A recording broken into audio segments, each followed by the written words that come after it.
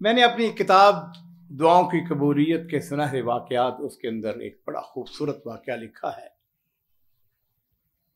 ریاض کے اندر ایک ڈاکٹر تھا جس کا نام ڈاکٹر احمد تھا، ہڈیوں کا ماہر تھا، انٹرنیشنل لیول کا ڈاکٹر۔ اس نے کئی ریسرچ پیپر لکھے۔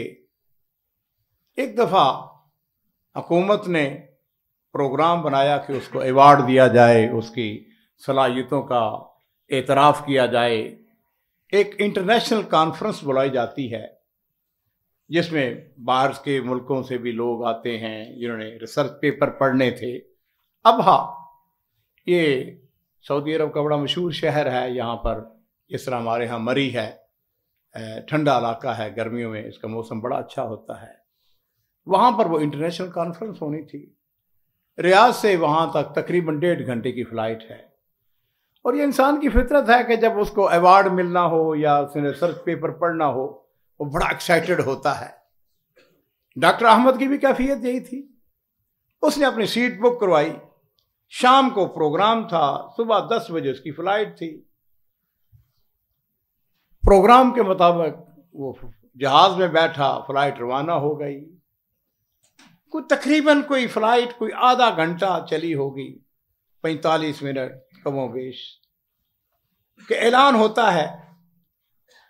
پائلٹ اعلان کرتا ہے، وہ کہتا ہے کہ ہمیں بڑا افسوس ہے کہ جہاز میں فنی خرابی پیدا ہو گئی ہے اور ہم مجبور ہو گئے ہیں، ہم ایک قریبی ایئرپورٹ پہ اتر رہے ہیں۔ اور تھوڑی دیر کے بعد غالباً طائف کے ایئرپورٹ کے اوپر بڑے خیر و عافیت کے ساتھ جہاز اتر جاتا ہے۔ مسافروں کو لانچ میں بٹھا دیا جاتا ہے۔ تھوڑی دیر کے بعد اعلان ہوتا ہے کہ ہم جہاز کی مرمت کر رہے ہیں، فنی خرابی کو دور کر رہے ہیں، آپ انتظار کریں۔ اور گھنٹہ گزر گیا۔ اعلان ہوتا ہے کہ ہمیں انتہائی افسوس ہے کہ فنی خرابی کچھ زیادہ ہے اور ہم کوشش کر رہے ہیں کہ متبادل جہاز کا بندوبست کیا جائے۔ تھوڑی دیر کے بعد پھر دوبارہ اعلان ہوتا ہے، اور وہ یہ ہے کہ ہمیں نہایت افسوس ہے کہ کسی متبادل جہاز کا آج بندوبست نہیں ہو سکا، کل آئے گا۔ اب جو مسافروں کے اوپر گزرنی تھی وہ تو گزرتی ہے، لیکن یہ جو ڈاکٹر احمد ہے جس نے آج شام کو ریسرچ پیپر پڑھنا تھا اور اس کو ایوارڈ دیا جانا تھا، وہ انتظامیہ کے پاس چلا گیا۔ اس نے جا کے اپنا تعارف کرایا۔ اس نے کہا کہ میں ڈاکٹر ہوں اور آج ہمارا پروگرام ہے اور آپ ہمیں یہ مدعا سنا رہے ہیں۔ اپنے سے غصے کا اظہار کیا۔ اس نے کہا کہ بندوبست کیا جائے، میں نے تو وہاں پہنچنا ہے۔ انتظامیہ میں کوئی سمجھدار آدمی بیٹھا تو اس نے کہا ڈاکٹر آپ ناراض کیوں ہوتے ہیں؟ یہ جو یہاں سے اب ہے یہ زیادہ سے زیادہ بائی روڈ 3 سے 4 گھنٹے کا فاصلہ ہے۔ آپ بڑے آرام سے ایئرپورٹ کے باہر رینٹ کار، اس کے کتنے دفاتر ہیں، وہاں گاڑی کرائے پہ لیں اور اس کے اوپر بیٹھ کے آپ خود ڈرائیو کر کے جا سکتے ہیں۔ بات بڑی معقول تھی۔ ڈاکٹر احمد نے کہا ٹھیک ہے۔ وہ باہر نکلا، اس نے گاڑی رینٹ پہ لی اور اپنے منزل مقصود پر روانہ ہو گیا۔ مجھے متعدد بار یہ سفر کرنے کا موقع ملا ہے۔ پہاڑی راستہ ہے اور بہت سارے یہاں پر بہت ہی زیادہ چھوٹے گاؤں ہیں۔ اس نے ڈرائیونگ شروع کر دی، اپنی منزل مقصود کی طرف روانہ ہوا۔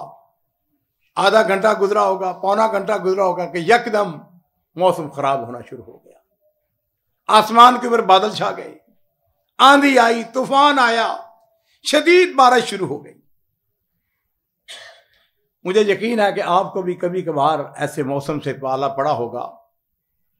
آدمی کتنا بھی مضبوط اعصاب کا مالک کیوں نہ ہو، اس کو ایک خوف اور ڈر فطرتی بات ہے۔ اندھیرا چھا گیا، حالانکہ دن کا وقت تھا۔ اب وہ رات کے پروگرام تو بھول گیا، اب اس کو اپنی جان کے لالے پڑ گئے۔ بھوک بھی لگ چکی تھی، وہ ڈرائیونگ کر رہا ہے، گاڑی چل رہی ہے، چلتے چلتے ہائی وے سے وہ ایک کسی سنگل روڈ کے اوپر مڑ گیا۔ اور پھر عزیزو یہ ہوتا ہے کہ اس کی گاڑی ایک چھوٹے سے گاؤں کے ایک گھر کے دروازے کے سامنے خود بخود رک جاتی ہے، یہ اس نے خود اس کو بریک مار کے روک دیا۔ اس کی موبائل کی بیٹری ختم ہو چکی تھی۔ اس نے دروازہ کھٹکھٹایا، اندر سے ایک بوڑھی خاتون کی آواز آئی۔ اس نے کہا جو بھی دروازے پہ ہے اندر آ جائے، دروازہ کھلا ہوا ہے۔ اندر داخل ہوا، اس نے دیکھا ایک بوڑھی عورت ویل چیئر کے اوپر ہے اور ایک چھوٹا سا بچہ چارپائی کے اوپر ہے، جس کے اوپر اس نے چادر دے رکھی ہے اور وہ اس کو سہلا رہی ہے۔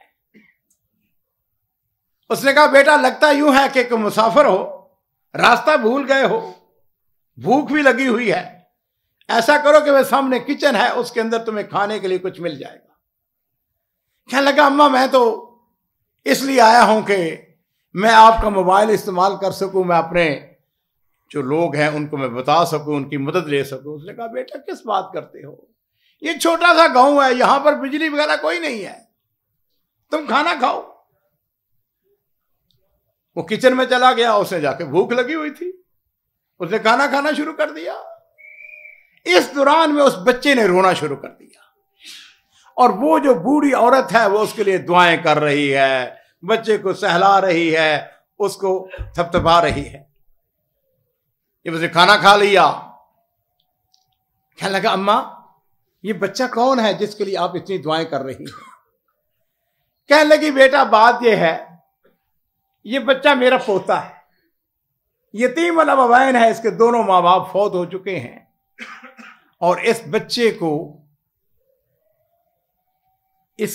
بیماری ہے، اس کو ہڈیوں کی بیماری ہے، میں بوڑھی خاتون ہوں، میں اس کے لیے دعا کرتی ہوں کہ اللہ کرے اس کے علاج کا بندوبست ہو جائے۔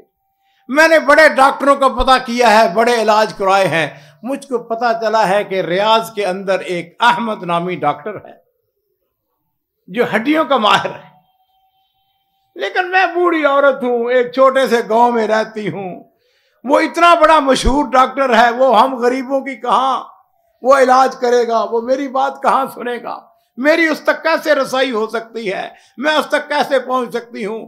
میں اس بچے کے لیے دعا کرتی ہوں کہ اللہ کرے کوئی ایسا بندوبست ہو جائے اور وہ اس ڈاکٹر تک ہماری رسائی ہو جائے۔ اور میرے عزیزو، اب ڈاکٹر احمد کی باری تھی، اس نے رو کے کہا اماں میرا جہاز خراب ہوا،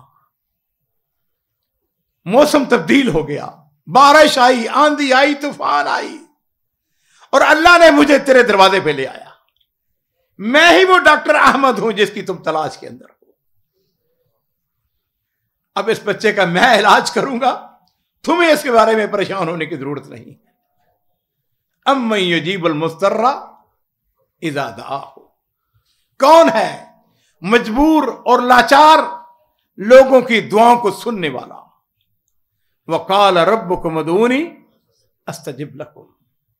اس لیے عزیزو، اپنے آپ سے بھی کہوں گا، آپ سے بھی کہوں گا، میرا رب جو ہے وہ قادر ہے، بعض اوقات آدمی تصور بھی نہیں کر سکتا ہے، اللہ تعالیٰ وہاں سے ایسے اسباب پیدا کر دیتا ہے کہ ڈاکٹر آپ کے گھر میں خود چل کے آ جاتا ہے۔ اللہ تعالیٰ ہمیں اپنے رب سے مانگنے کی توفیق عطا فرمائے۔